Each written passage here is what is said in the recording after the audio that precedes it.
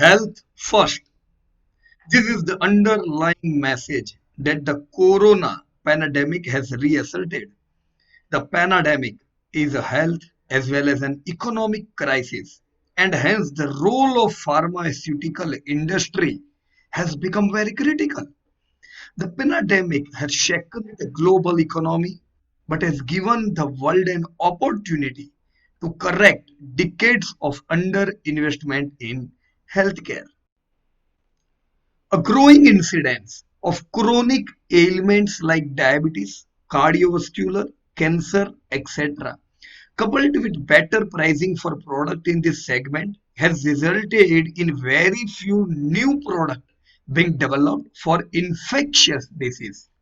Over the past few decades, anti-infectives have become less attractive as potential areas for R&D due to relatively inferior pricing for such products compared to chronic products. The global manufacturing infrastructure for anti-infective resulting in very few new capacities being set up for such products. The COVID-19 global pandemic may force both the industry and government to revisit the importance of focusing on infectious disease research. Over the past many years, governments across the world have given more importance to controlling healthcare costs to balance their budget. The corona 19 pandemic and the economic cost that it has extracted may force government to revisit their presumption and try to strike a balance between providing adequate healthcare and the ability to fund. Yeah, there is also a realization that COVID-19 virus is here to stay and that all of us will have to learn to coexist with the virus till an effective treatment or vaccine becomes available.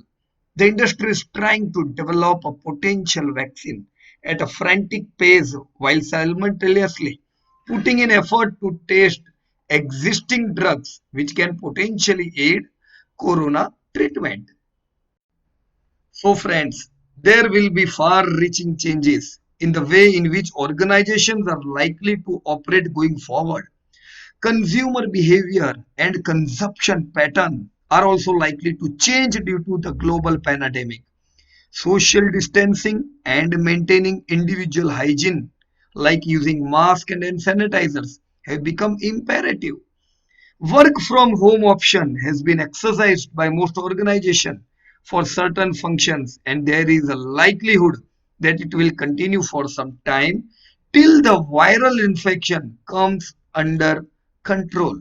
There is a possibility that work from home may be the new normal for certain categories of corporate work. So, what about pharmaceutical industry? So today we are going to discuss on pharmaceutical industry. We will try to see how pharmaceutical industry would be moving further, how Indian companies would perform, which companies could perform better, and what should be their growth, what an individual investor can expect. This whole discussion which we are going to do should be treated as for education purpose. Before taking any decision, kindly read the data carefully. So global pharmaceutical industry is worth 1.2 trillion today, and we are going to see this industry crossing 1.5 to 1.6 trillion in 2024. Can expect this industry to grow between 3 to 6%. So we can't say it is an emerging or outperforming industry. Yes, this is an growing industry. As we can see today, majority of the business comes from developed countries. These developed countries are going to grow by around 2 to 5%. But there is another important term in pharmaceutical business, and that is the region called as pharmerging. This is emerging countries of world. It is assumed that emerging economies can give better growth, and even pharmaceutical business in these emerging economies is going to grow by 5 to 8%.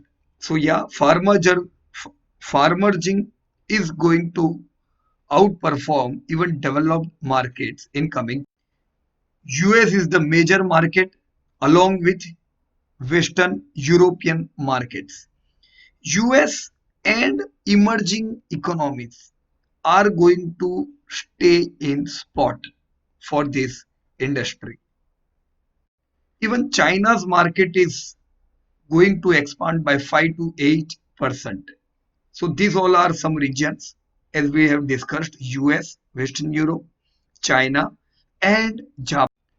These countries are having high spending on healthcare. So as you can see, the US is the world's largest market, followed by Japan and China.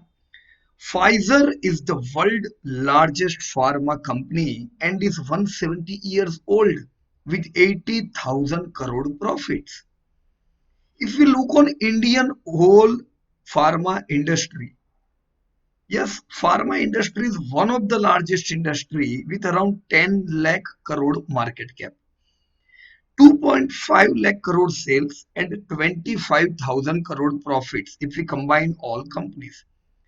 There are around 150 listed companies, yet more than 50% of profits comes from focused top 5 companies, while 3 are already in Nifty 50 and Divis may enter Nifty soon. So as you can see, this is the whole world of pharma, 10 lakh crore market cap, but 80% market cap comes from 20% companies only. As we discussed, 2.3 lakh crore sales, but 80% sales come from only 17 companies, while 20% remaining sales come from 53 companies. So these top 17 are those companies which are responsible for 80% of the sales.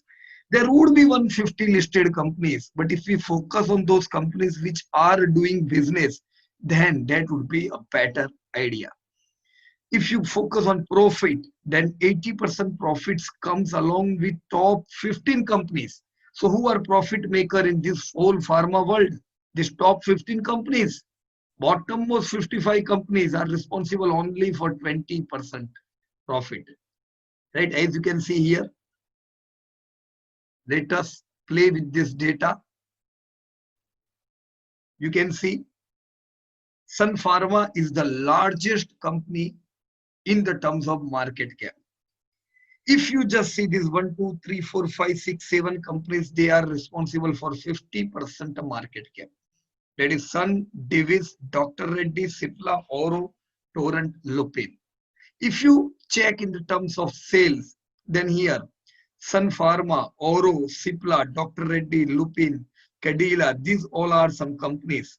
Here I have already highlighted with black. There are 150 companies, right? But no need to focus on all companies. These are top 15 companies who are responsible for top sales.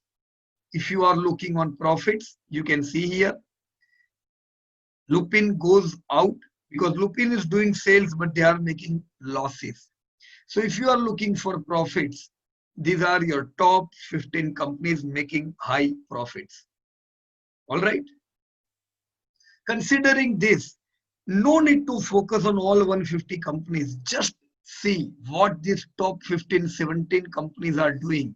And we will able to search some good companies in this pharma industry. All right.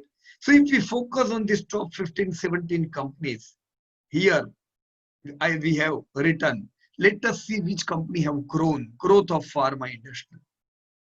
Overall, we can see that pharma companies have grown by around 15 to 16% during last 2 decades. You can see companies like Hester Bio, Glenmark, Shilpa, Granules, Ajanta, Sun, Netco. Majority of the companies have grown with high growth. That is better growth, more than 10-15% growth. So we can say that yeah, these all are the companies which are having good growth in the terms of sales as well as profit, right? So those companies which would be growing, they can grow larger. But if quality will not there in growing companies, then also Sales growth will not be converted into profit growth. So what do we mean by quality? Quality means if you are doing sales, are you taking home good profits? If we consider in the terms of quality, then net profit margin is very important because your company might be doing business, but if management is not good, they would be doing high cost, high expenses, profit would be lesser. For example, companies would be with high debt burden, your profit will be lesser. If your profit will be lesser, you as a stakeholder will earn less money. So here are the list of companies with top margins. From what we should do, we should search from these good companies. Right here you can see Divis Lab, Sanofi, Iris, Capli Point. Some of these companies are having good margins. If you compare it with ICR is interest coverage ratio. You can even say that debt paying capacity. Debt paying capacity of Divis Lab is high. So Divis is the company with not a number one sales. Number one sales is with Sun Pharma, but Sun Pharma's debt paying capacity is not too high. It's 25. You can't say it's a very high debt burden. No. But yeah, it's not a debt free company. If you see Davis, then yes, they are debt free. You can see Sanofi, Aris, these all are debt free companies. Now, Caplipent is also a debt free company, but they are two small companies.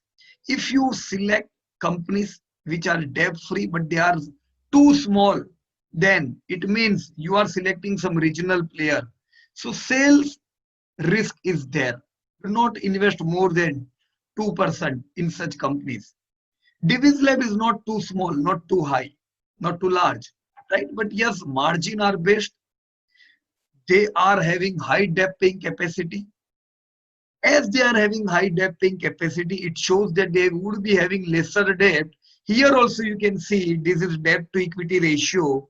0 shows that these all companies are with very less debt, right? These all companies are better one, but no need to go with the companies with such less margin. You can see AstraZeneca. They are having low debt, but their margin are also not good, not good. So avoid this type of companies. Yes, we can go with Divis, Sanofi type, Iris, Abbott Pharma, right? JB is also a very small company, right? Shilpa, Ajanta, Pfizer, Oro. These all are now the list which comes down are those companies which are having less debt. For example, Alembic Pharma again, it's a low debt company, right? This is return on paid up equity. So what is return on paid up equity? If your company was able to do good business, your company was with less debt, your company was able to make profit, then what happened? The stakeholder which invest in this type of companies are able to make high profits. If they are making high profits, you are going to earn good. So here you can see in return on paid up equity, your companies are stakeholder of these companies are able to make good money. Can you see return on paid up equity? For Divis Lab 26, Auro 48, Alchem 48, so that's good. What we can do, we can select those type of companies which are having good sales and profits, right? So good sales combined with good margin, low debt, then here the name which comes out is Davis type of companies. We can even go, let me show you. Yeah, these are top margin companies, right? Aries is having top margin, Divis top margin, Pfizer top margin.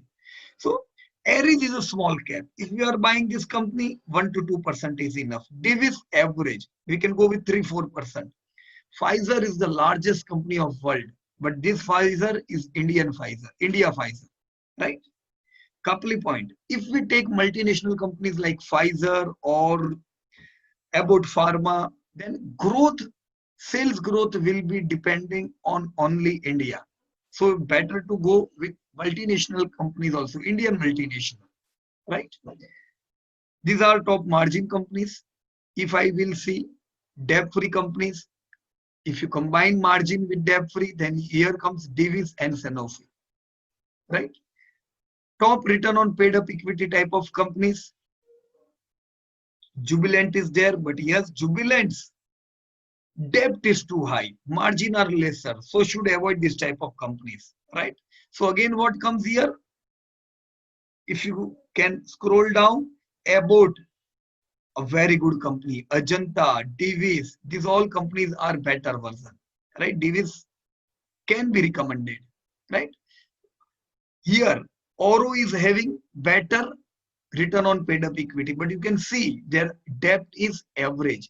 Debt to equity ratio 0.3. They are not debt free companies.